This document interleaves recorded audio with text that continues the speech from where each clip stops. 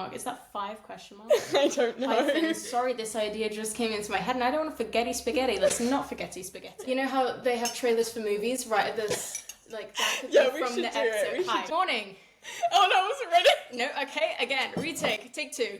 Good morning. Afternoon. Evening. All night. And welcome to What on Earth is Yappening? My name is Charlotte. And I'm Lawrence. And I will be your host for today's yap, and I will be yapping about the morality behind literature and art.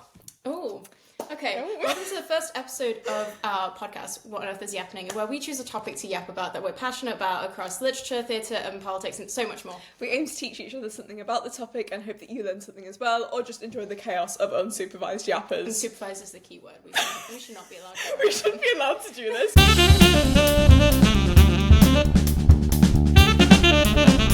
As I said... So elegantly edited. This is going to need so much editing. It's fine. I swear if we end up recording something that's like 5 hours long. Anyway, so as I kind of mentioned, today's episode is based on the question, should art and literature be moralising? Put that title on here.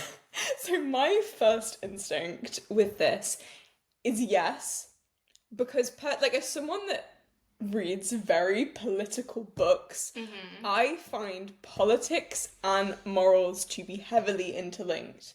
I feel like you can tell someone's priorities and perhaps their moral standpoint based off of their political views. Do you know what I mean? When you say moralising, explain what you mean by moralising, specifically that word. So moralising kind of means that some kind of moral value is derived from it.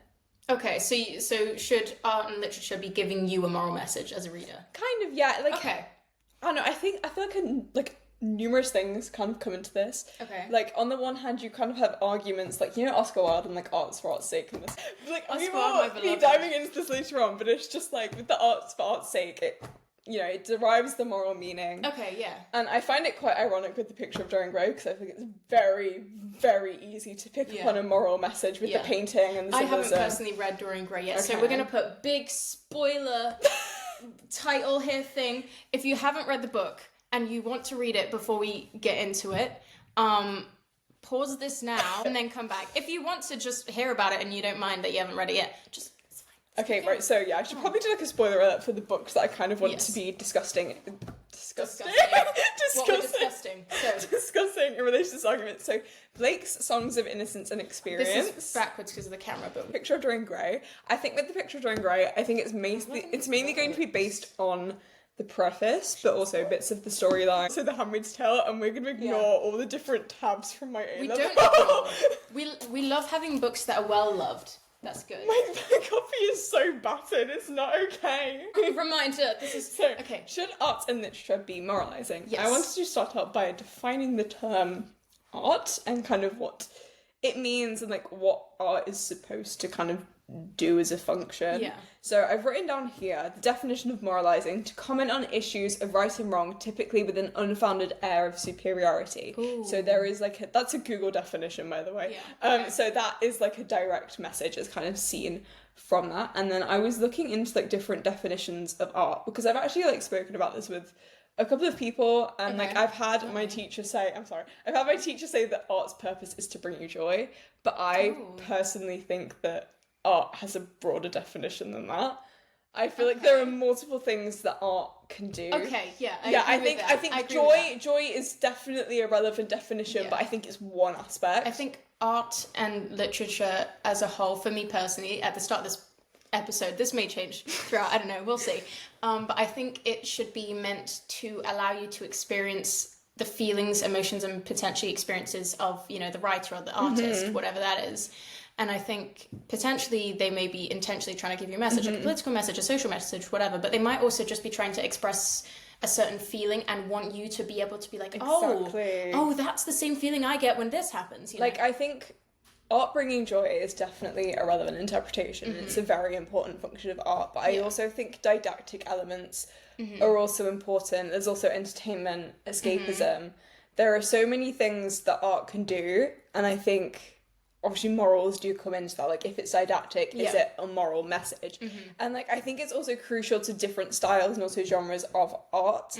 So like if you were to look down the literature pathway, like Yeah. dystopians generally have a comment We have on selection reality. of various books here. This one here, Maze Runner, dystopian. But like dystopias generally have a comment on reality in the real world, and Yeah. usually that's making us confront like a dark truth, if that makes Hunger sense. Games, my beloved. Exactly. So it's like, if we're meant to confront this dark truth, is that joy or is that making us reflect? Yeah. Do you know what? Herein Yeah. lies the problem. Like, am I meant to be reading The Handmaid's Tale going, oh, this is great, this is amazing? No. Are you meant to enjoy it as a piece of literature in and of itself? Or are you Yeah, meant to like, I love... acknowledge the artist's intentions. Like, I absolutely love The Handmaid's Tale. Like, I read it for the first time and I was like, this is my favourite book. Like, this is, like, nothing is ever going to top Yeah. this book. Like, I'm it's... just gonna flip through this while you talk. I want to see what the. It's, Oh my like... gosh, you've made notes.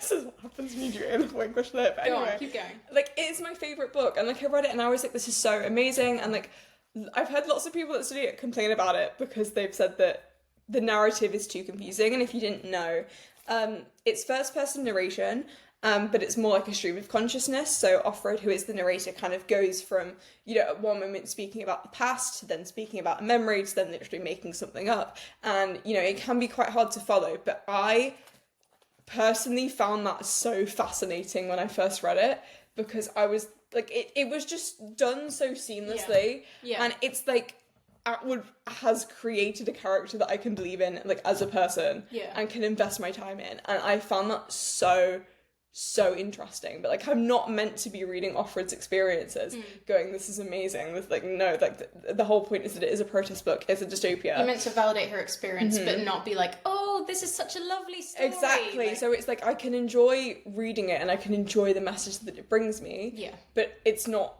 specifically solely joy. It's also, okay, hey, this is something that's actually kind of wrong and actually needs to change. Like, we can't go on this trajectory that we're going on. Yeah. So maybe literature should be moralizing.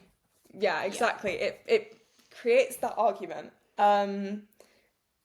But, you know, there is also the idea that it's entertainment. So should it solely be, like, if it's, like, escapism and entertainment, should it be moralising if we just want to, like, switch off and if we just want to enjoy something? Yeah, context point. I am an actor, director, whatever you like. I am in the entertainment industry, but I also like literature as well. So for me, this is kind of hitting me a little bit in the face, not in a bad way, but in a way that it's like, no, I do totally acknowledge that. Sometimes you do want to just watch something for the sake of relaxing or unwinding, but sometimes you want to watch something for the sake of being like the same movie, for example, or the same TV series based on a book, for example, but you want to be actively engaged in it, like... Do you know, entertain, and that books may not inherently be moral. Yeah. Oh, book talk in capital letters. That's Because, you know, I was speaking with my friend, and she was talking about this, like, video that she'd seen on Book Talk. Like, I'm not really on TikTok anymore. I don't have it because I never end up using it, and then it's just stressful. So I use deleted Instagram it. Reels, so I deleted it in year 12 so I could focus same. on my exams, and I was like... Same, but year 11. Honestly, like, I don't look back because I'm, like, I spend way less time on my phone. Yeah, and I just feel better because I don't automatically doom scroll all the time. I do, but like in the evening, like I spend a lot of hours being productive and then I doom scroll. I feel that's fine in the evening though, because that's you like switching off, do you know what I mean? Yeah.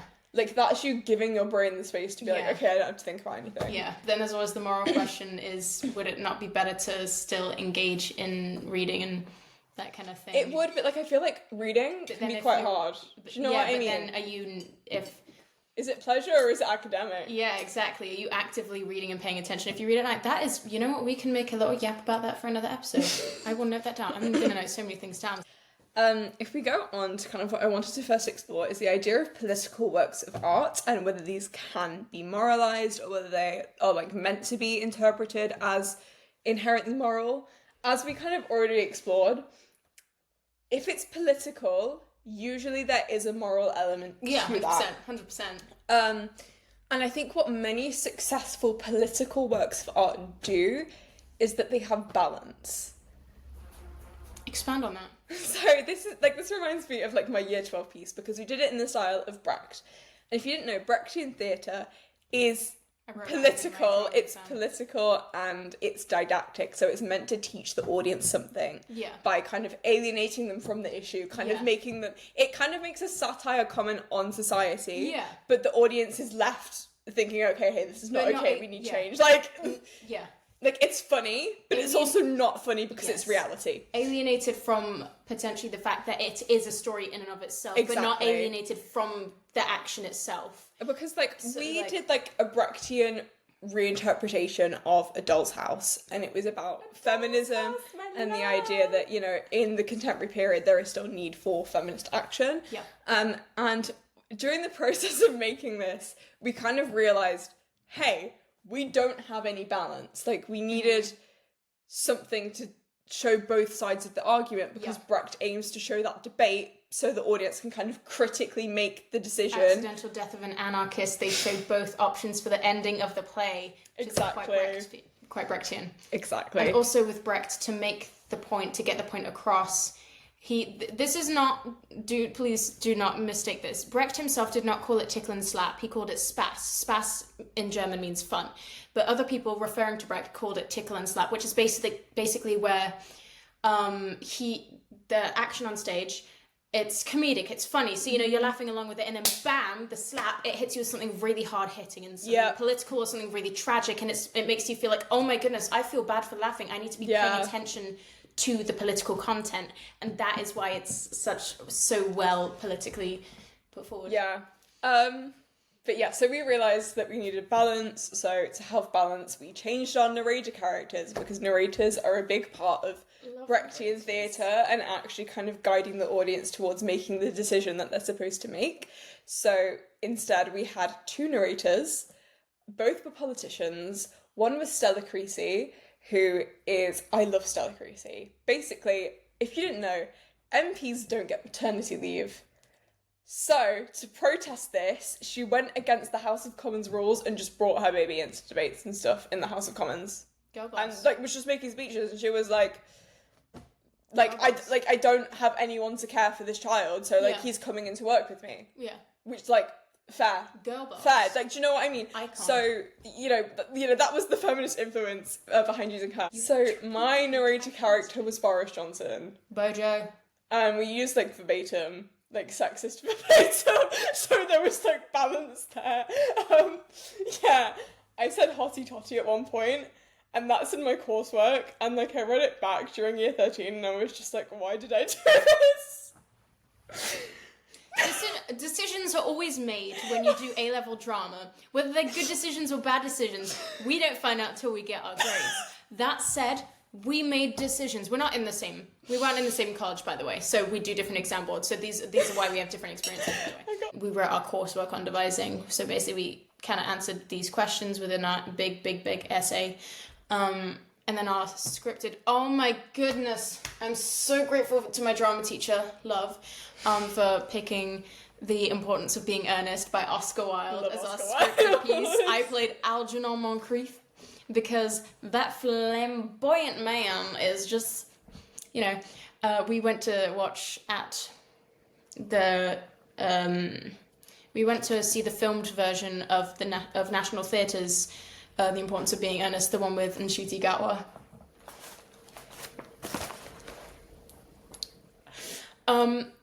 Anywho. So good. Anyway. Drama exams.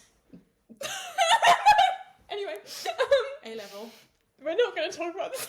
Anyway, so back to the idea of balance. I think balance within political works of art.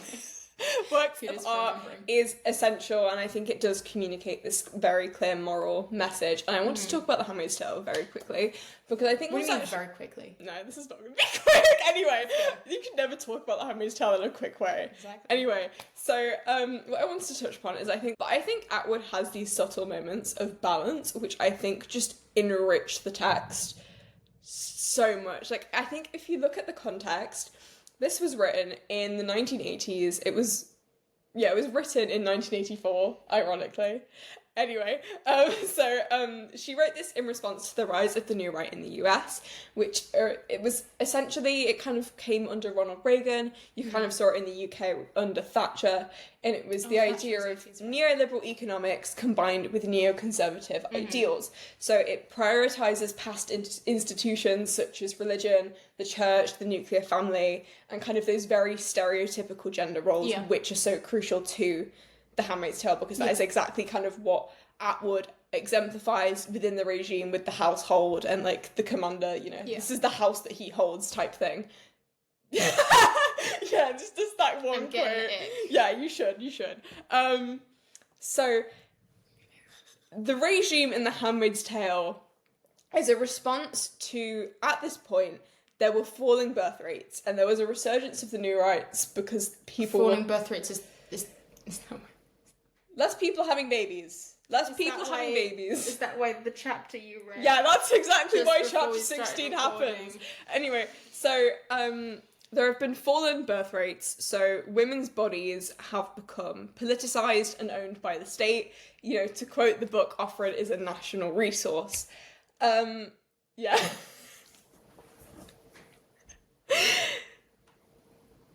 It's fine, you can keep going. So she's a national resource. And so I think what Atwood does is she very much shows us the side of the people who are in power in the regime and why they have been motivated to oppress women in such a way as, you know, handmaids being walking wombs and, you know, having children for their commander and the commander's wife. Like, their whole role is political. They can't be individuals. Yeah. It's to fix this problem within the US. And like, if you, spoiler alert, the commander and Offred do kind of have a mini affair. I hesitate to say affair because it's not really like emotionally received. It's a bit, there's no simple way of describing this relationship. But if I do it now, then we're just going to go off on another tangent. But there is this one point where the commander asks, you're intelligent enough, you must have an opinion. And so he asks her what she thinks about what they've done, how they've like reformed the US from being, you know, land of the free to suddenly this very strict authoritarian regime. So she says, about what I say. What we've done, he says, how things have worked out. I hold myself very still. I try to empty my mind. I think about the sky at night when there's no moon. I have no opinion, I say. He sighs, relaxes his hands, but leaves on them may have shoulders. He knows what I think, all right. We can't make an omelette without breaking eggs, is what he says. We thought we could do better. Better, I say in a small voice. How can you think this is better? Better never means better for everyone, he says. It always means worse for some. That is a really valid point. You can't always make everyone happy. Which sucks. But this is exactly what I mean. Offred has that moment of balance. Yeah. Like, she shows us, you know, the androcentric perspective of this, and also the political perspective Even though this of this. whole book is obviously written about something completely corrupt and horrible, there's a moment of acknowledging the reason behind it. Yeah, exactly. Whether you would class it as an excuse or an explanation is a whole other thing, but like... Yeah, and it's just the way that she kind of humanizes the commander in that moment is a bit scary, but it's also valid, yes, you know what I mean? You don't want to humanize the characters who in your head you're picturing as villainous, or you're imagining to be within the context of the fiction that you dislike for reasons... Or for this many reasons, we I feel like as humans, as a species, we don't like humanizing people who have opposing views to us, because if we do that, we recognize that they're human and they have an excuse. Yeah, humans have. I'm going to say the tool of empathy. I don't know if tool is the right word, but we have empathy, and having to recognize that people who don't have the same opinions as us are still human means it requires showing empathy towards them. Even if you don't agree with what they say, you still have to, recognize that. And we don't like that. And that, I think, is possibly why it's so scary. Yeah, honestly, it is. But like, this is my thing: is that And that's what's moralizing about it. Cause exactly. Atwood presents you with both aspects of the debate, to which she then attributes morals to it. You know, there is, there's an immorality behind the regime and the commander's behavior, but there's also a moral behind it in the sense that it was a political decision that was taken to save, the human race and the state. Yeah. And like, there are many discussions within the book about the resurgence of the new right. It's resurging now, but like the surgence of the new right and kind of how it was meant to kind of stop all this inequality that liberalism was bringing, and that people were too, free. They were too unconstrained. They weren't sticking to like the traditional morals of, these Christian values. And so like there is a clear moral debate set up in this book, I personally think.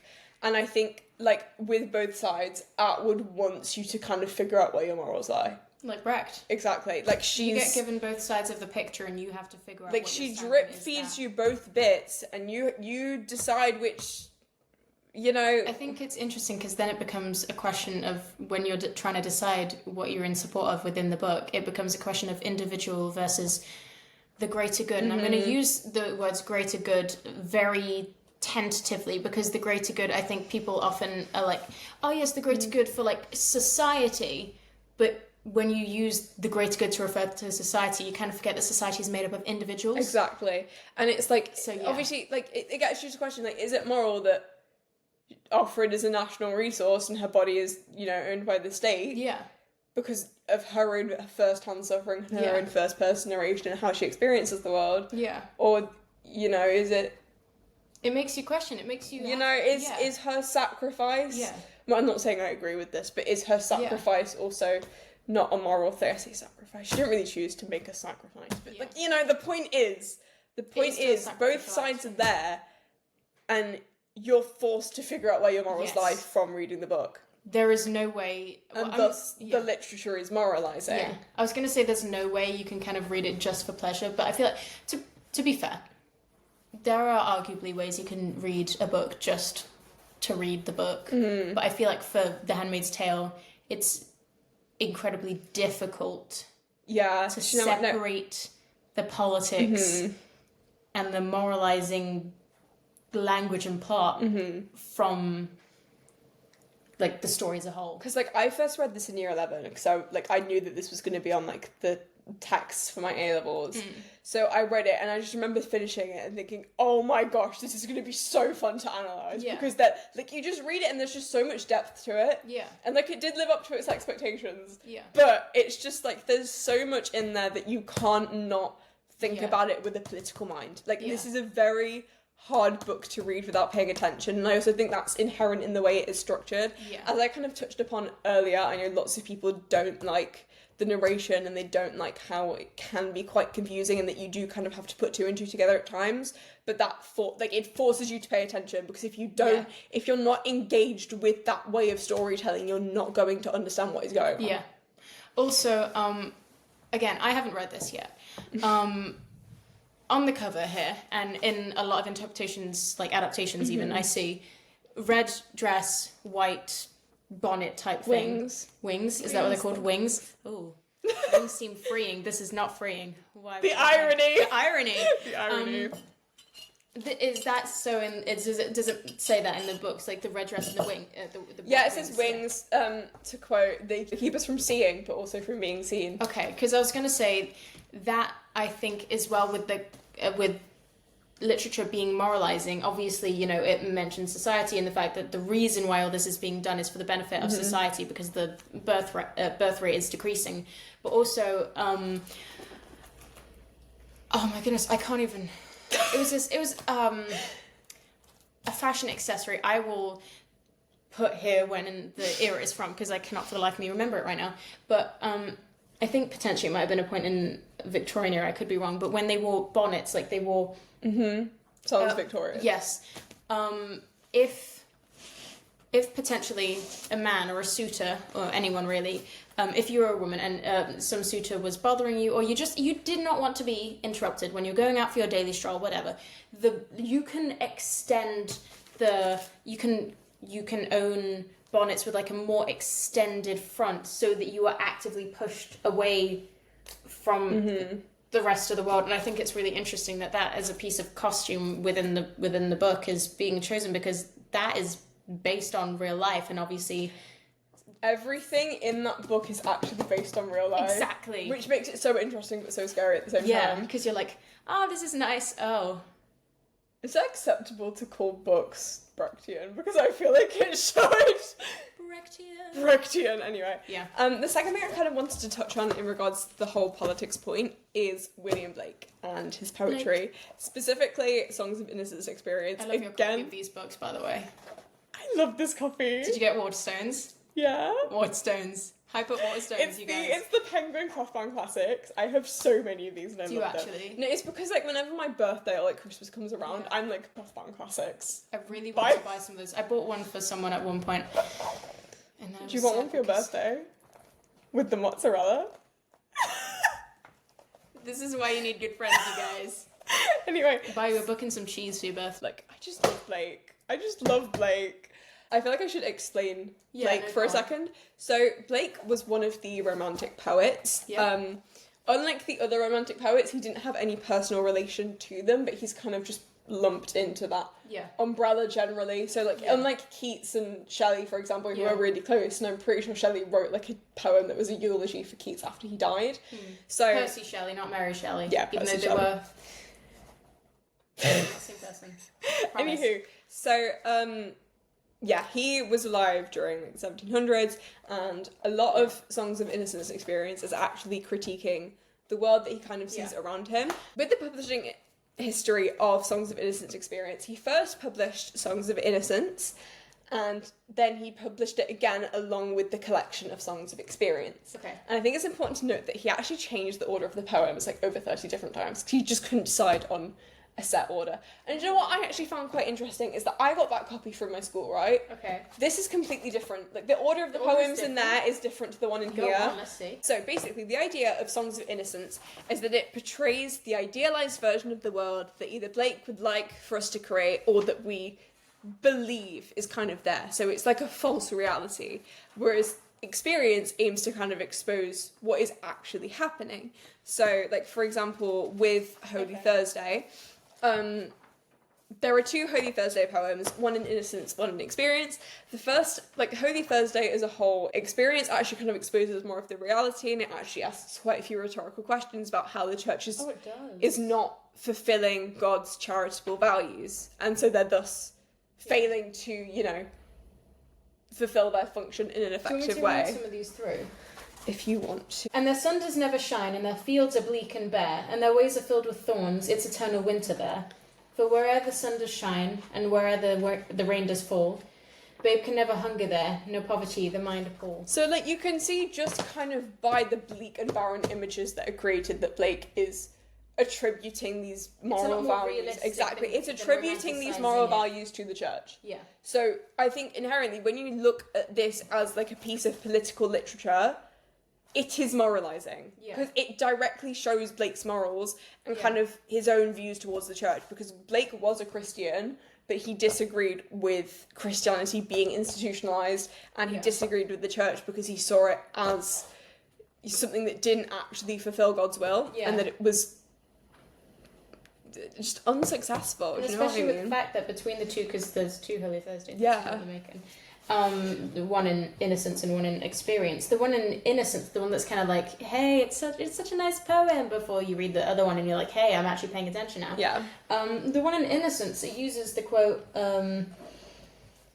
beneath them, so beneath the children, beneath them sit the aged men, wise guardians of the poor. There's that kind of romanticizing element, which obviously he's a romantic poet, but wise guardians of the poor, it's very much romanticizing the authority figures who are actually being not nice people, for want of a better word. With each of these poems, Blake had, like, he was a trained artist. He had drawn, like, a picture to go along with these poems. Yeah. It's not in that copy because that is purely... These are just words and also a lot of annotation, good grief.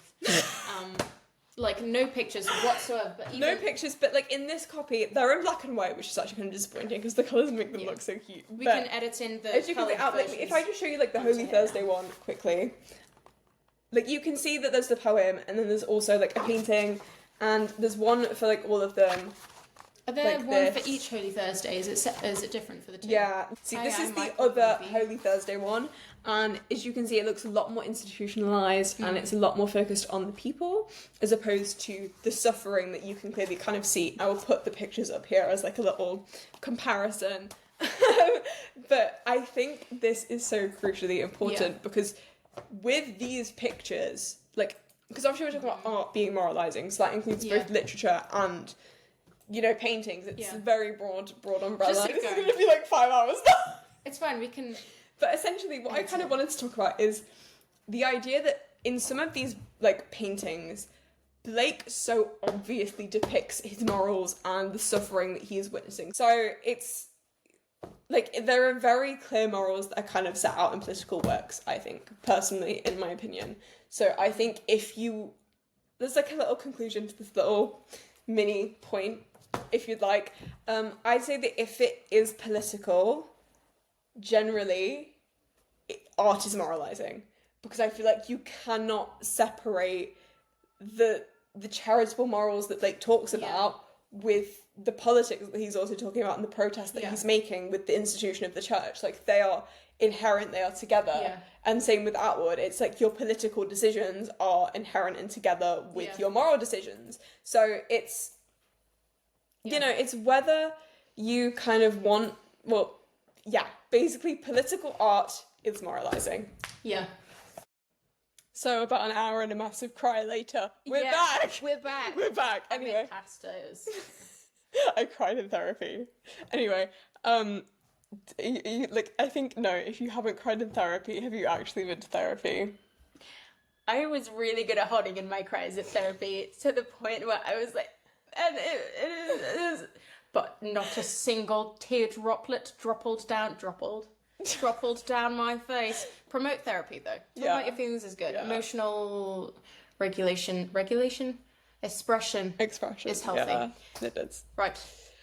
So point 2, this is kind of like an against point, in that art and literature should not be moralized. Yeah. And I kind of wanted to touch upon aestheticism and Oscar Wilde, Aestheticism is kind of like this movement that took off and was like, I don't know, I personally see Oscar Wilde as the face of this movement. Like, he wasn't, but, like, just in my brain, he just is. And it's basically that it's art for art's sake. So art doesn't have any other meaning beyond it being art. Okay, beyond it being, like, pretty or, like, entertaining. Yeah, okay. Exactly. And so I kind of wanted to touch upon the preface or preface. Is it preface or preface? I think it depends on who you ask, and as someone with ADHD, I am a social chameleon, so I basically mimic other people's personality and language, dialect and accents back to them. So if you say preface, I will also say preface. If you say preface, I will also say preface. So preface, preface, who knows? Whichever it is. There is one to the picture of Dorian Gray, and it's about aestheticism. That's a nice essentially. I know, it's so cute. It matches the point. It's aestheticism, so pretty. Do you want it for your birthday? I can buy you a copy for your birthday if you wanted, or I could get you a different cloth bound book. I kind of want to go looking at them now, but... Yeah. Or do you want a surprise? A surprise. Okay. Surprise. So I did kind of write down some things, actually. That's like paragraphs of notes. Jeez Louise. This would be great if I could just, take... Okay, here it is. Here it is. So, to quote it, I kind of wrote down, the artist is the creator of beautiful things. To reveal and conceal the artist is the art's aim. So, art should not reveal what an author kind of truly thinks, or it shouldn't have a moral value, or it shouldn't have an intentional value, and good art is art that can hide that. Yeah, basically. Sorry, I was just trying to highlight it so it's easy. Yeah, no, There is no such thing as a moral or immoral book. Books are well written or badly written, that is all.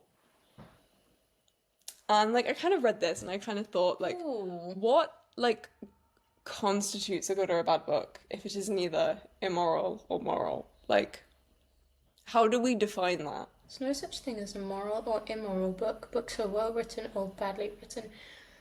I'm going to disagree. I want to disagree with that. I feel bad for this because Yeah, no, it's fine. It's fine. I would want to disagree. I'd want to say there is such a thing as a moral or immoral book because, but again, that depends on the perspective of the reader. This is exactly why I wrote down, does morality depend on the reader? Yeah, like well written and badly written, that also is true. You know, if you've written well or badly in terms of grammatically or in terms of...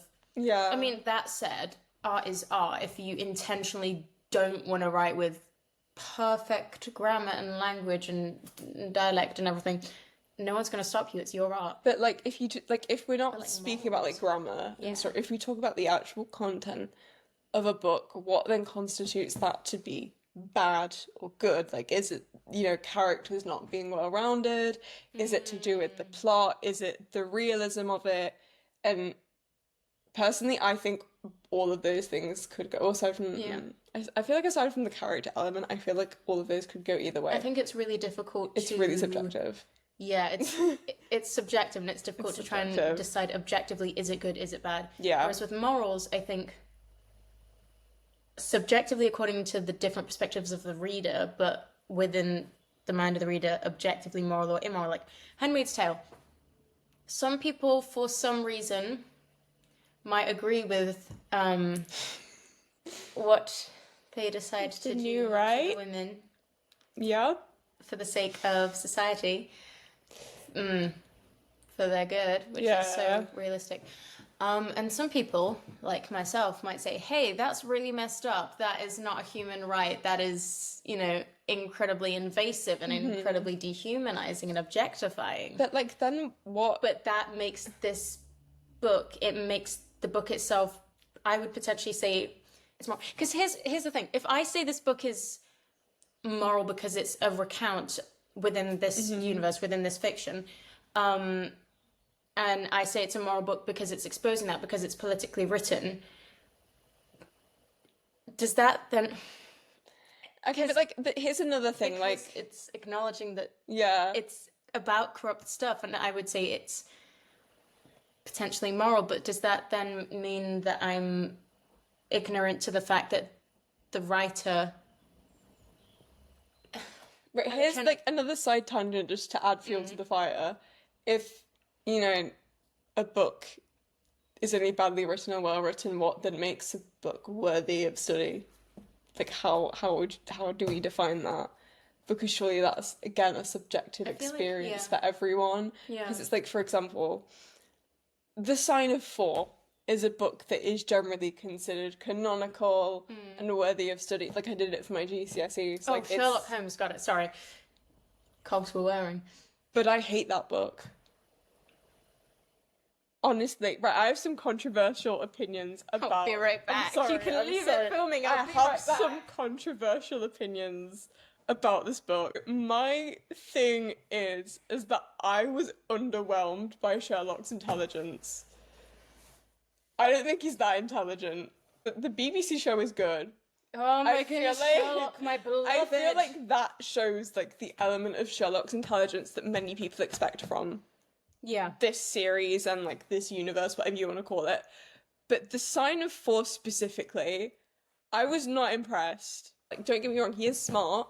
He's just not the level of smart that I was expecting him to be. Smells like book, but in a weird way. Yeah, yeah, I understand that. Like, not in a... Yeah. Anyway. But it's just like, it's deemed worthy of study, but at the same time, obviously, like, my emotions are gonna blur into it and all that stuff, but like, I personally found Mary Morstan's character really underwhelming.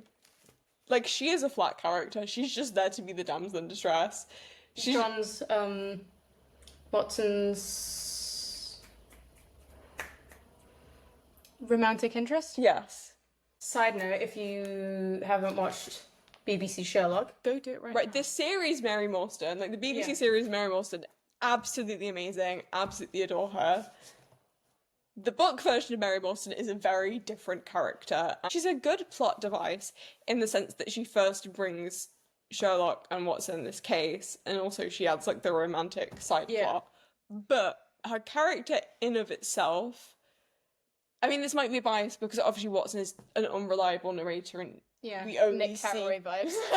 we only see the world through his eyes, right? And so Mary Morstan is at times sexualized. It's like he wants to view her as a damsel in distress. Like he doesn't even try to view her as anything other than a romantic interest. Yeah. And it's very degrading towards her character, and I was just very The narration feels like more stilted, and you feel like you don't engage with the characterization or like the portrayal of characters, because potentially, even if you hadn't seen other interpretations, because the narration from John Watson's perspective is so...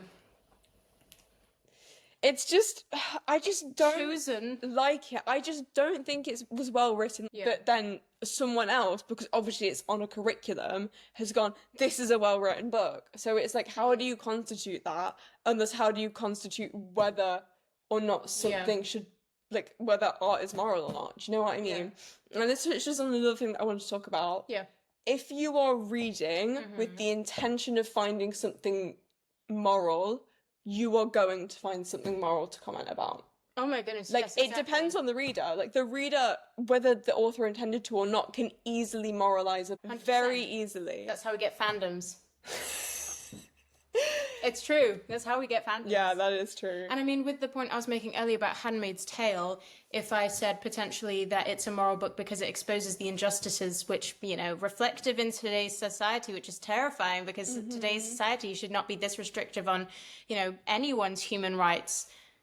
So, you know, we don't really support what American politicians are doing right now. Anyway, and potentially mean that I'm ignorant of the fact that the author wrote the book in the first place, and does that then mean I'm assuming Margaret Atwood is free from any kind of moral corruption because she's the one reporting it? Do you see what I mean? Yeah, I do. But equally, I think this is hard. You have to be careful not to make assumptions, but then you're like, oh, but am I making an assumption by trying not to make an assumption? Because I think it's hard. It's hard with Atwood in the sense that you have interviews with her, whereas people, there are like tons of interviews with her on the Handmaid's Tale. Again, so you know there is. If you go online, you will find so many interviews about her speaking about the Handmaid's Tale, why she wrote it, the different aspects of it, that sort of thing. Whereas you don't have that same resource with older texts and older authors, and so you can kind of see Atwood's intentions. Yeah, but then whether you interpret those intentions as what she wanted is a completely different matter. Yeah. And it's one that I would like... separate the art and artist? This is one that I would like to touch on in a bit, just after I finish reading, like, I'm not going to read the whole thing, because it's, like, 2 pages What do you mean? long. What do you mean you're not going to read the whole thing? So, all art is at once surface and symbol. Those who go beneath the surface do so at their peril. Those who read the symbol do so at their peril. It is the spectator and not life that art really mirrors, which then kind of touches upon what I have just said. Like, if you intentionally go into art wanting to find something moral, you will find something moral. But whether it is meant to be read, I say that lightly, whether it's meant to be read in that way is a completely separate issue. When critics disagree, the artist is in accord with himself. We can forgive a man for making a useful thing as long as he does not admire it. The only excuse for making a useless thing is that one admires it intensely. All art is quite useless.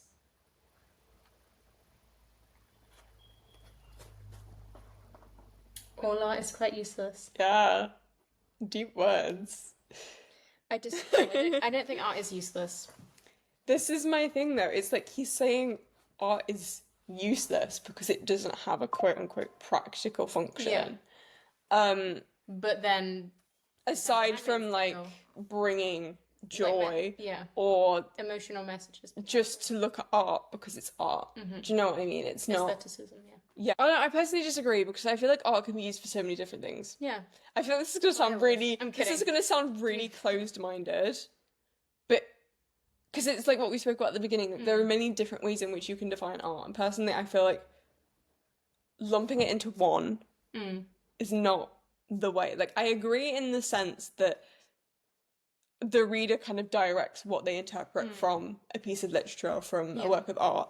And there is that sense of, like, you know, those that go beneath the surface do so at the peril. It's an active choice that you're trying to find additional meaning behind a text. Art is art, I think, isn't useless because it's an expression of what the artist is. It's an expression of the artist, and an expression is an opinion. It's Exactly. you know, it's either a feeling or a message. It's not something which you can pin down to being exactly one thing. And because you can't pin it down to be exactly one thing, it means anyone who I was going to say acknowledges, that's not the word. Anyone who experiences or reads or watches or sees and like is involved with this art in any way, shape, or form, because there's no one fixed answer. Anyone who does is going to have their own perspective on it, their own opinion on it, and that kind of thing. This is why I partially agree with Wilde. Like, I agree in the sense that the reader directs it, but I disagree. Oh yeah, 100%. It's useless because, like, going back to The Handmaid's Tale, I think whenever like Trump has gotten in, or whenever there's been like a resurgence of like a really like right-wing move within America, book sales of The Handmaid's Tale have increased. Thank goodness. And I also think its popularity has also kind of come from the TV show. Yeah, and also potentially the 2025 book ban that was meant to happen, but then didn't end up. Yeah. All of the books on this list, I cannot remember what the list was called. Another one you're talking about. Do you know the one I mean? There was a list of books in America that were meant to be banned this year. Yeah. And they have political, or they have feminist, well, that kind of counts as political, social, anything that strays from the norm, which I'm saying the norm. Anything that comments on and critiques society, basically. Specifically that the society that Trump wants, or in Trump's regime. Anything that goes against Republican values. Yeah, pretty much. Basically. So like 1984 was on that list, Fahrenheit 451 was on that list, Handmaid's Tale was on that list. Scary times. All kinds of things like that. But like with the popularity of The Handmaid's Tale and with it being studied by so many people, by so many different examples Understandably. English, you go in searching for political things. Like there are that many kind of expectations set for this book by society that you're it's kind like the preface of the book itself. Exactly. Like it's like you're consciously aware of that. And so it's like, does society and the expectations that we're given around a book actually mean that we subconsciously search for morality? I think so, yeah. Yeah. Because I mean, if I tell you, hey, I'm a huge fan of horror movies, for example. I don't know if you've seen Scream, any of the Scream films. No. Love the Scream films. I particularly love the first one, obviously, the original. If I didn't tell you it was a horror movie until right before, so I'm like, hey, let's watch a movie. This is a horror movie, by the way. You're going to go into the movie expecting to be scared, expecting that you're going to be facing some kind of gore or psychological torment. You're going to expect that. In the same way, what people tell you or how your own experiences and that, it will shape what you expect going into this. So it will shape what you get out of it. See, this thinks back to my sign of 4 argument. Yeah. Like, because society, like, because Sherlock and, you know, Arthur Conan Doyle's works are so well established within society because they're referenced so much, you already have these perceptions of, I think, specifically Sherlock's character before you go into reading these things. And so I went in thinking, oh my gosh, this man is going to be so intelligent. He's going to, like, solve everything super quickly, and it's just going to be, like, he knows everything. Like, he's... you know, a mastermind. I read it and I was like, this dude is literally just using resources. I'm sorry. All right. I'm going to read this and I'm going to be thinking about this, which is crazy because it's literally proving our point. I'm going to hear a little voice of Charlotte in my head saying, but he's just using his resources. He's not actually that smart. And I'm like, oh. Like, it's just like the way that he problem solves. Yeah. Is quite good, but it's just, I feel like the level of intelligence I was expecting was significantly higher than what it actually is. And it's disillusioning. Yeah, I think Watson wants us to see Sherlock as smarter than what he is because that's his perception of him. But for me, it just didn't work. Does that then mean that John Watson is solely a plot device? Because obviously he's not the title character, but does that mean John Watson is then just a plot device? So He that kind we of are is. more inclined to view Sherlock in a certain way? He kind of is, because I think if you think about Sherlock's character, he's very monotone. Yeah. And so a book about him, narrated by him, is going to be very different. Yeah. And not as engaging. I find that with whatever characters I write from the perspective of, or even the ones that I don't write from the perspective of, but just are in the book as a whole, I always end up putting a little bit of myself into those characters. So I don't know necessarily if I would agree that revealing and concealing the artist is the art's aim, because the characters end up having some kind of part of me anyway, and I feel like there's, you know... This is my thing with aestheticism and new criticism. It's just, it feels like sometimes, I think it depends on the genre, and sometimes it does kind of undermine the book. Like, I think going back to the political argument, is it not quite undermining of the novel if you don't look at things like context, if you don't look at things like what the author's actually trying to say, because it's so, get out of the book, because that genre is so connected to reality, and like, you know, like, you don't just write a book about that for the sake of that. It's always kind of triggered by something, and so because it's so connected with reality, can you truly make that separation and like still appreciate the book as a well-written book? Do you know what I mean? I know exactly what you mean. It's a really good point. Is there not the potential of you appreciating an artwork more because it's put within its context, or it's put within the author's intention? It's reminding me of a snippet that I always see this when I'm scrolling through Instagram Reels, which, yes, I doom scroll, I'm saying. It's a snippet from, I think it's a National Theatre production, but I can't quite remember. I'll have to look it up and then add it into here. Basically, in this scene, these two characters are having a discussion, quite literally, on the topic, can you separate the art from the artist?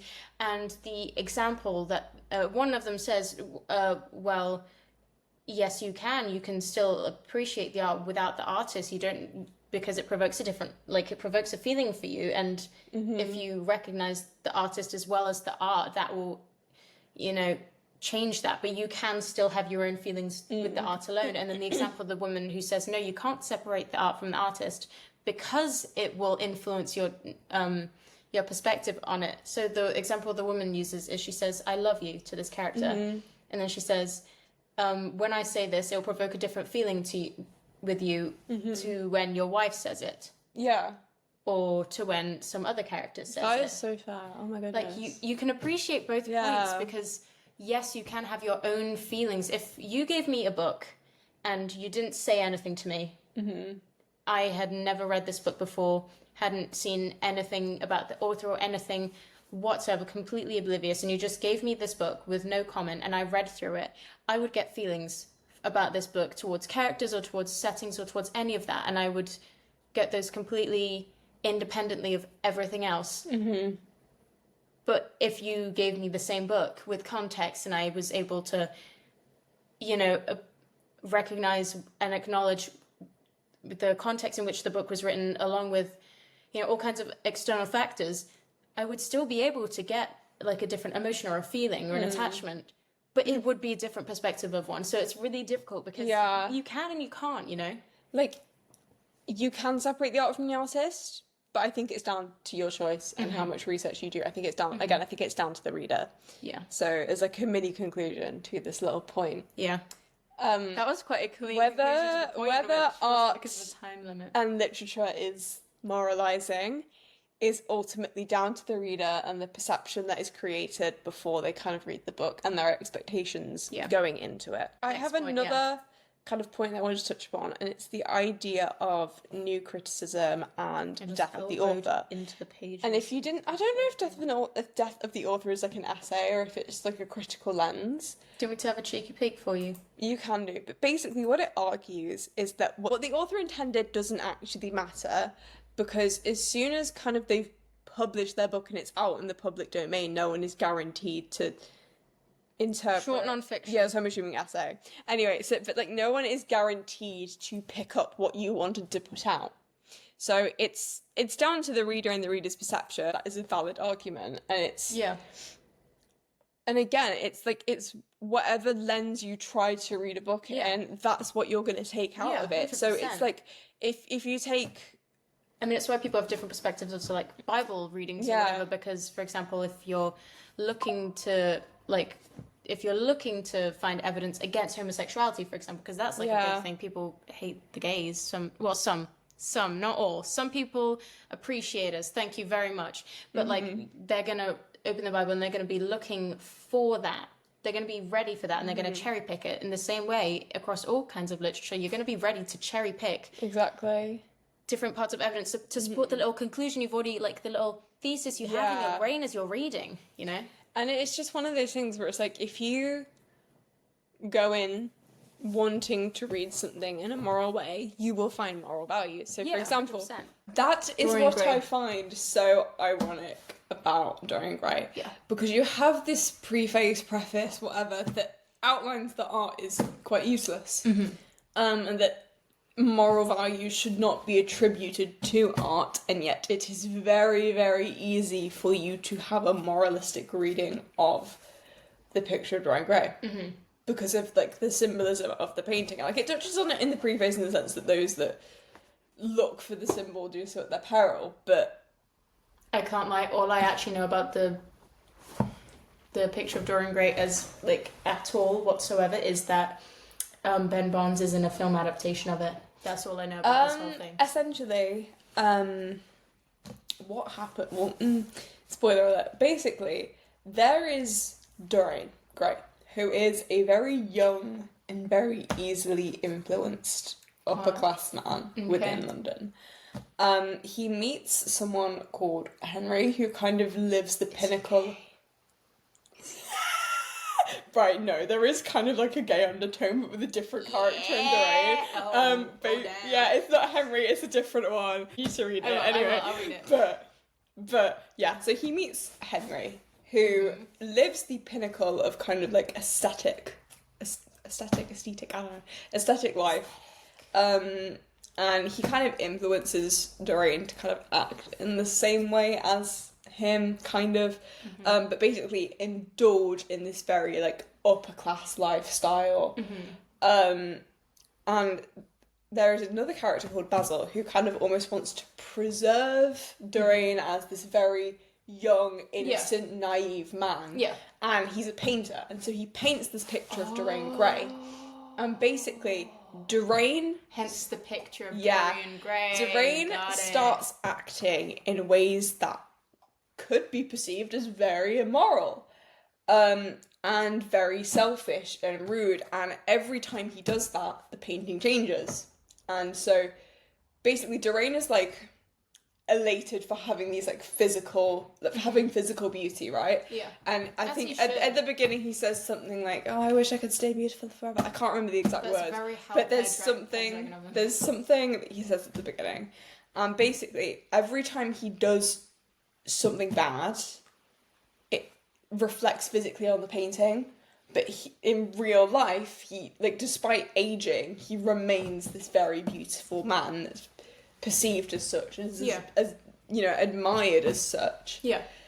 So, you know, like, you kind of have that moralistic standpoint of, like, the painting is his inner conscience, it's his inner self, it's his true self and its ugliness and the way that he's acting, and so you kind of have the contrast of illusion versus reality, like, how should you actually act within society? Because so people are going to be looking at the illusion and interpreting that as reality. And that's what Wilder's saying is art for art's sake. But as the reader, you can very easily look at that and go, okay, don't act in an immoral way because you'll be ugly on the inside. And that it's actually your conscience that matters more than your physical beauty. But obviously, like, with that preface, Wilde doesn't want you to think that. Yeah. But you can still think that. Yeah. What's he going to do? Come back from the grave and say, you can still think that, you can still interpret it in a moralistic way. Morals are at the forefront, I would argue, of this book. I think, again, because I kind of went in with the preconceived notion of, morals are heavily linked to it because it's the inner and the outer.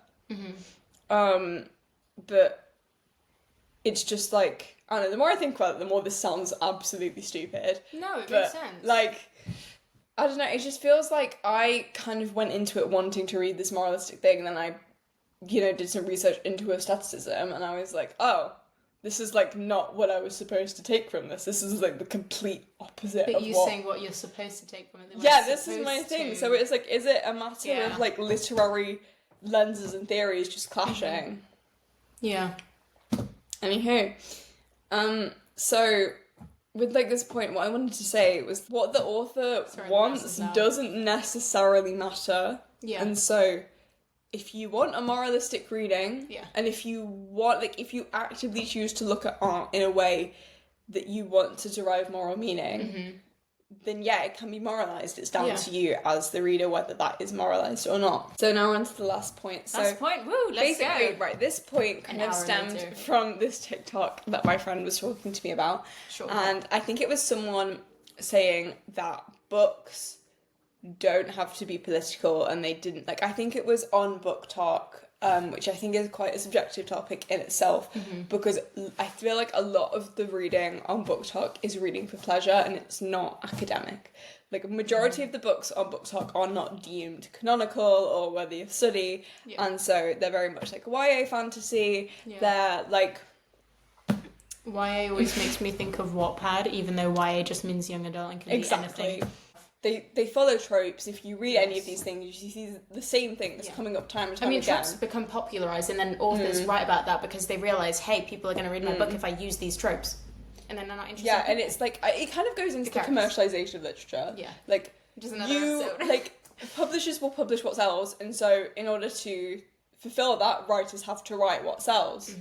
It's very much capitalized, it's marketed in a certain way, and so does that then mean that moral meaning is derived? Do we have like, if there is no thought that's kind of put into these things, how can, or like, should we even look for morals in them? And it's one of those things where my friend, going back to my friend, she was talking to me about this video from this girl, and she was saying, like, why does literature always have to be political? Why can't we just read it and just enjoy it? And it's just like, I think there is like a line between enjoyment and like finding morals or finding it political. And again, if you read it in a political way, then arguably I think you'd derive more from it, but it's down to your choice. Yeah. Do you know what I mean? There's a fine line between enjoying literature or any kind of art for the sake of enjoying it and, you know, because, I mean, it's occupying your time in a way that, you know, you find potentially fulfilling, and studying the deeper meaning, and sometimes the line blurs. See, this is my thing with academic and entertaining reading, because I personally find the academic side and the analysis equally as entertaining as the book. And so I kind of do the same, like, I do it both at the same time, regardless of what I'm reading. I tend to catch myself, like, tracking characterization subconsciously, because that's just how I've been reading. Sorry.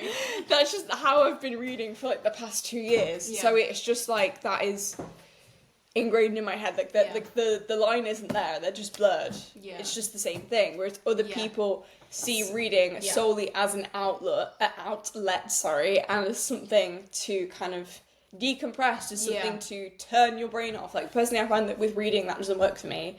Because, as I said, when I read actively. And so that means that I am using a lot of brain power when I am reading. So, like, putting on a show, for example, that is my brain not working. Do you know what I mean? Because with a lot of things, you don't have to concentrate. It can just be there. You know? Whereas, like, with a book, it's like, I am intentionally reading this. I am actively engaging. Very active about reading. And so it's just like, with some people, the world in your mind. And exactly. Already there. So like, with some people, they don't want to find moralistic things within literature because they just see art and literature as something to decompress, as something to turn your brain off, as something to just enjoy. You know, kind of like art for art's sake. It's just there. Whereas other people, like myself, will be like, no, there is something here. There is something here. There's something profound in this. I will find it. Personally, and like, this is my thing. This is my thing with It Ends With Us. I feel like the message was there. Wait, Colleen Hoover? Yeah. Ew. The message was there.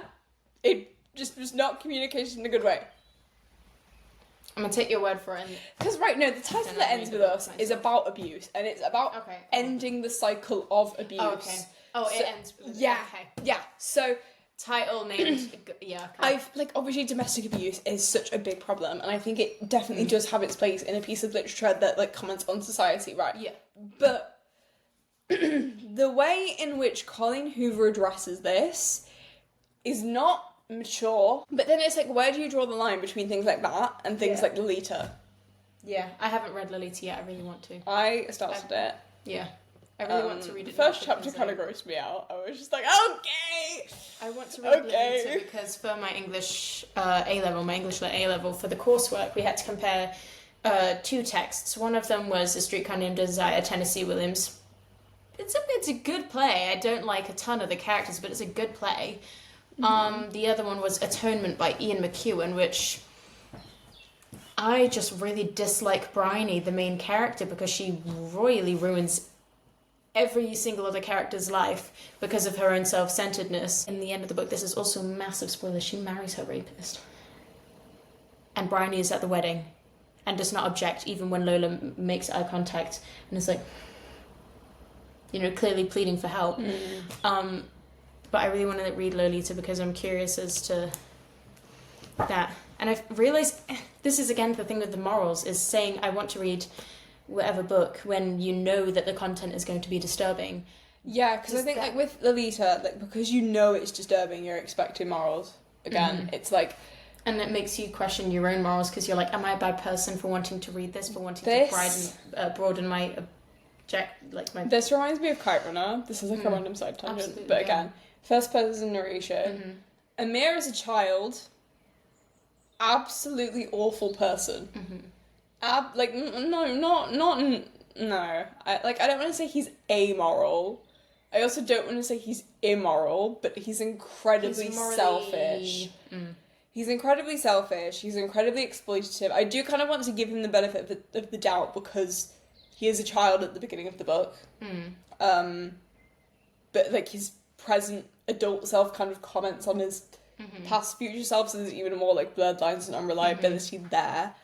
But he acts in morally dubious ways. Dubious. Dubious. I love the word dubious. Anyway, so he acts in very morally dubious ways in order to kind of please his immediate need of wanting to please his father and make him proud as he constantly seeks his validation. But then he kind of grows a moral compass, question mark? Kind of. He's still selfish as an adult, but like there's the whole redemption arc in the Kite Runner. If you've read it, you'll know. Like the whole book is basically about Amir's redemption arc. And basically trying to fix a mistake that he made when he was a child.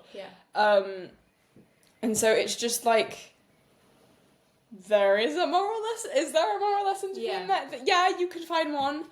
But it's just like, I feel like when you're reading it, you're so caught up in the idea of, I hate Amir. He's an awful character. He's not a good person. Why am I still reading this? And then you start to question your own morals because you're like, I already know that this isn't going to be potentially good for this character or other characters, so why am I still reading? Yeah, no, because I just remember reading it. I remember reading it, and I was like, he is so rude and mean to Hassan. Like, why am I still reading this? Because he's just... There were reasons why I was still reading it, and I'm glad I did, because it is a really good book. But my thing is that I just got so annoyed with Amir. I was like, I don't know how I'm going to put up with this for the rest of the book, because he's just rude and conceited. Conceited. Yeah, conceited. He's just rude and conceited. And it's just like... You reflect on his morals, and then you're like, oh, hang on, what would I do in the situation? Like, if I were a child in the situation he's in, what would I actually do? But then I think you also have things which kind of mess with that, like his in-person, like his adult narration on his childhood. Morals are really difficult. So, because it's just one of those things where it's like, there's this thing that happens. I'm not going to say what happens, because it's a massive spoiler. But at first, you're kind of just like, okay, he's a child. I can give him the benefit of the doubt for acting this way, because he would be scared. Realistically, as a child in that situation, you would be scared. But then he goes on to say, I actually aspired to cowardice. And I'm just like, you've just ruined it for yourself. So, there are morals. You question why you keep reading, because the morals seem so corrupt from the characters, and that makes you wonder if you yourself are moral for reading, which makes you then question, why are you reading this if it's not for entertainment? Because you feel like... Yeah, because like, if you're reading solely for entertainment, but then you're frustrated by the character and you just don't want to read, then you're not going to get anything out of it. Do you know what I mean? And I feel like this is like a completely side rant, and this is probably going to come up a little bit when we do the Hunger Games episode, but with the role of the Hunger Games as a concept, not like the books and the Hunger Games, the games themselves, the Hunger Games that the characters have to go through. We as readers and as an audience with the film, don't get me wrong, I do love the film, I do appreciate all the work they put into creating a film, because that takes a lot of work. But we as readers and as an audience fall into the same trap that the capital audience do in viewing it as entertainment or reading it as entertainment, and that then it questions art to entertain or art to recognize morals and to change your perspective on certain things and to become how you would perceive to be a better person. Can I go on a tangent about Jane Eyre? Absolutely. Right, we're going to do a Jane Eyre episode, but like I will go into more depth with this on that episode. But one of the reasons why I have beef with Jane Eyre is, I have beef with this book. Like, Charlotte has some, I have questions that Charlotte Bronte needs to answer, because I'm not okay. I'm not satisfied with this book. The ending, why did Charlotte's character fall apart? No. Why did Jane's character fall apart? Charlotte's character. Why? Right from chapter 1, you see a very strong moral compass. And then she gets in Jane. married. Like, she knows right and wrong. That continues through into her adulthood. Her leaving Rochester, I personally perceived as her sticking to her moral compass. Now, she goes back, and I was like, her entire character and her own character development of, growing up and actually, being more independent has just fallen apart. Because readers want to see happy end. I reckon because of the time. Potentially, this is just a theory. I've heard again, that I don't argument know that, many times. That she was influenced into potentially changing the ending. Because, I mean, in, for example, A Doll's House, this is a link, but it's a little bit of a side run. In A Doll's House, main character called Nora, she's married to her husband, Torvald, happily married for a while, they have kids, everything. She borrows some money, and he's, got a big thing about, hey, you can't borrow money. He's financially, that's his trigger. Financial instability really stresses him out, because especially he works in a bank, so this is obviously going to cause sorts of internal conflict for him. So when she borrows money, he does not know about this, and then the secret unravels and becomes revealed, and Nora, like a girl boss, like an absolute girl boss, is like, hey, I realized you weren't going to be respectful of me because I did this, and you got angry, very ridiculously angry with me about it, and you weren't being respectful of me as a person even in your anger, so I'm going to leave. You didn't love me, you loved the idea of exactly Yeah. I love the idea of having a wife and not recognizing that in actually having a wife you have to be cooperative with a person who isn't yourself. And with this, so she leaves at the end of the play. I will put a spoiler thing right before. Yeah, I think you need to put spoilers for me. And Nora leaves right at the end of the play, and great, wonderful. But Henry Ibsen, bear in mind, the playwright, he wrote this in the Victorian era, and this is in Norway, but still Victorian era. Yeah. And a lot of the audiences did not sorry, crow in the background. A lot of audiences pushed back against the idea of a woman leaving her husband. What do you mean by that? So shocking, jarring. Henrik Ibsen himself said it was absolutely it was brutal, that what happened was, in some cases, creative license, they say, conforming to society's expectations, creative license to have Nora return to Torvald at the end of the play being like, oh, I could never leave my children and my husband. I was just, hysterical. Which then proves the point that some art was only seen as to entertain, and they were not recognizing the political message right in front of their face. They were interpreting the role of art as to entertain, and that is why they changed the endings, because we want to see what we want to see. Yeah. And my thing is with Jane Eyre, I was speaking to someone about this, and then she was like, yeah, but she gets what she wants when she marries Rochester. She achieves her aim, her goal, if you will, because obviously I recognise that when she goes away from Rochester, she still loves him, and I understand that attachment, and I think that is a very human experience. I think that's I'd imagine that's what a breakup is feeling Sure. like you still want the thing or the person. Yeah, But I mean, you- I have attachment issues. But you can like I can relate to this in ways that aren't Like in if- romantic relationships, if that makes sense. Like a feeling of nostalgia, but bittersweet and pain. I wouldn't but say also I wouldn't say potentially nostalgia. still- I would say not nostalgia as such, but wanting like a bittersweet- something that you know you can't have and that you know you can't do anything about. And so you're kind of Our trapped exams. in well there are other things on my brain. Let's not expose you on this on camera. You can tell me. I thought you had like a line of suitors and you dated 700 people and you were just not telling me about it. I have no line of suitors, no one wants me. Anyway. I'm sorry.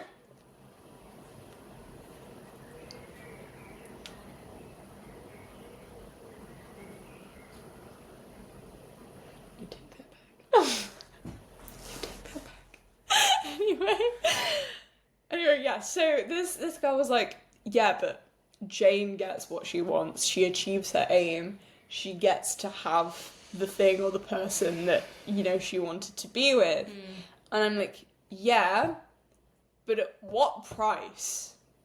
The price of her. Just like it comes at the sacrifice of her character. Yeah.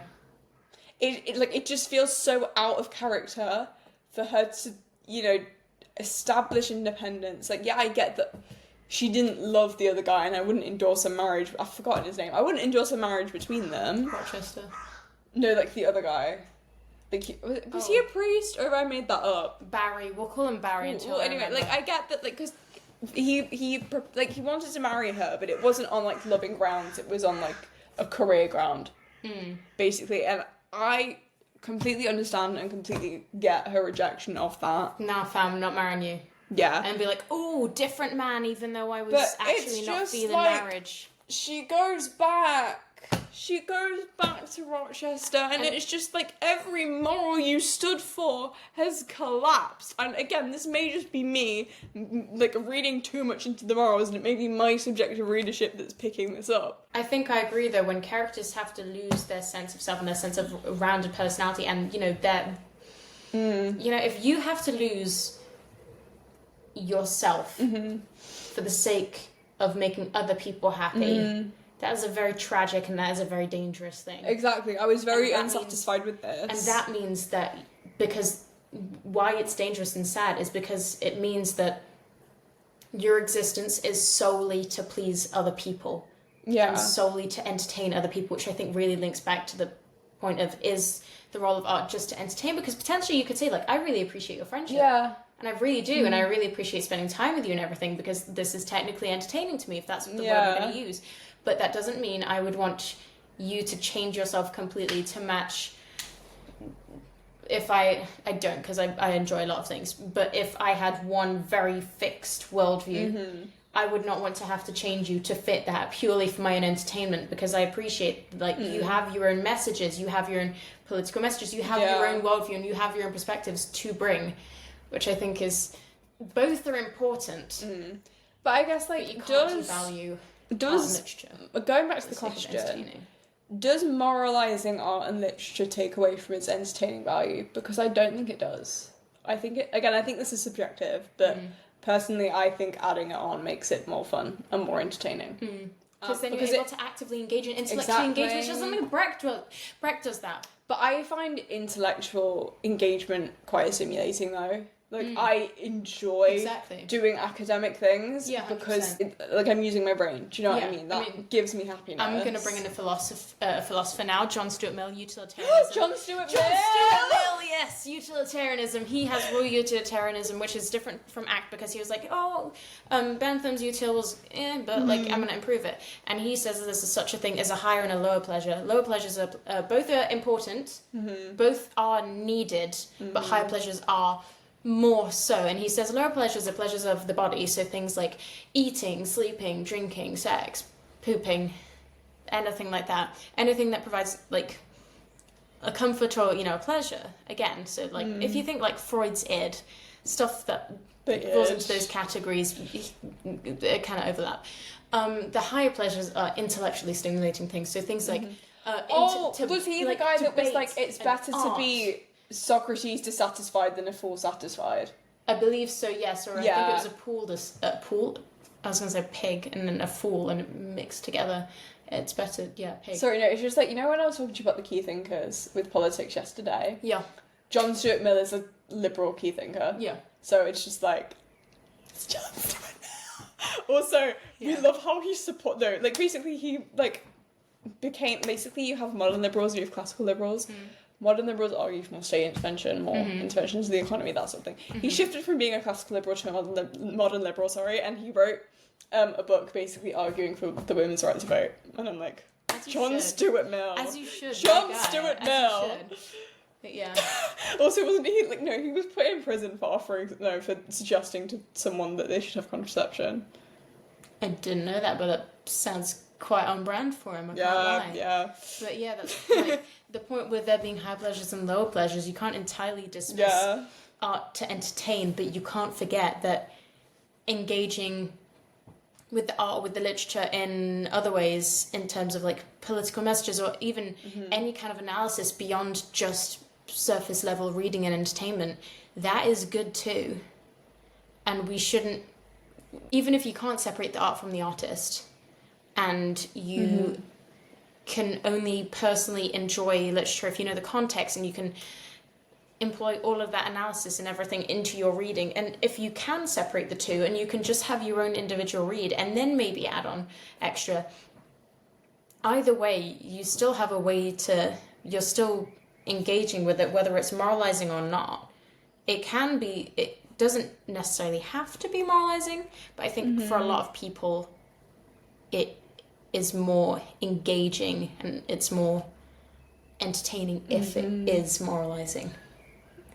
Okay, do you think we're ready to conclude the episode? I think we are. Okay. Really good. So, I think my conclusion from this... And I'm going to tick that off the tick box. The conclusion. I personally think that whether art and literature should be moralised or moralising is down to the reader. I think this is quite an underwhelming conclusion. Because I don't want to put my own bias into it, because personally, I think yes. Yeah. But at the same time, I also respect the fact that a lot of people aren't going to feel the same way as me, and so I feel like having the middle ground of it's down to the reader is, I think, respectful essential. Of yourself and yeah, other people. I think that's an essential part of this question, because, as we've spoken about, what you go in expecting is what you will find. Yeah. Whether you want to read it in a moralistic way, you will read it in a moralistic way. It depends what is at the forefront of your mind, your purpose behind reading or looking at art, whether it's active, whether it's passive, whether it's academic or entertaining, or kind of where the line sits between them. Yeah. It solely depends on the readership. I agree, it solely depends on the readership. Your personal opinion, though, is that yes, it should be moralising. My personal opinion is that it can be moralising, but it doesn't have to be. Yeah. Which again kind of depends on the readership. Again, depends on the readership. Yeah, I think that's a nice conclusion. A pretty good conclusion. Okay. So, if you want to read books with political messages or moralising, go for it. If you just want to read for fun, go for it. Both are fine. The art is there because someone created it, and we can appreciate it and we can enjoy it in whatever way you want. So, probably the question was super big and we were like, it's fine. Either way is good. But, both is good. Yeah, both are good. Both is good. Thank you for watching the first episode of What on Earth is Yappening, where we have yapped for almost 2 hours, probably 2 hours if you add the melon segment. Yeah, I will be cutting it down and probably cutting out this little bit right here. I hope you have enjoyed the first episode of What is Yappening. Yeah. The chaos. I have been Charlotte. Oh, I have been Lauren. Tune in next time. I hope you tune in for our next insane yap. I don't know. If you hated it, that's fine. Go read a book. Yeah. Bye. Bye. How do you think the unthinkable? You don't. Because surely if it's because if it's been thought, then it's thinkable. Do you know what I mean? With an iceberg. How do you think the unthinkable with an iceberg? Do you get it? No. How do you think the unthinkable with an iceberg? iceberg. Think the Titanic. Oh. Do you think the unthinkable? An iceberg. That took me way too long to get. But whenever I think of the Titanic, I just think of an Inspector Calls. Same. And then Inspector Calls. I miss an Inspector Calls. There's this one song that I listen to, and it just reminds me of Gerald and Eva Smith. What song is it? 17 by Marina. Have you heard it? Yeah! Do you see it?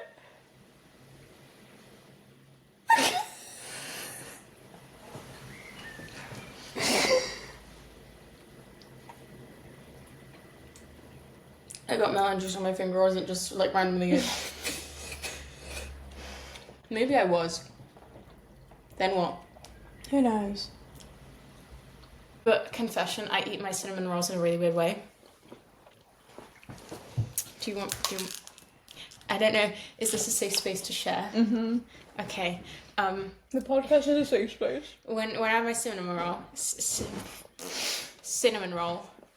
I unpeel the outside and I eat it by peeling it inwards. So then you have the nice, lovely cinnamony center in the last bite. That's so fair. I like break mine apart and I eat it from the outside in.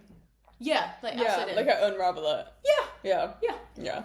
I heard that most people just like what do you mean you just no because it's No, because like the center's the best bit though. exactly, You know what I mean? it's literally the last bite, and it's like the most like I feel like the not got the outside crispy is edge. dry. Yeah. So it's like if you get the dry stuff done first, And then you have like the nice like yeah. No, I'm sorry. Eat your cinnamon rolls like that. Okay. Thank you. Thank you. Crickety crack.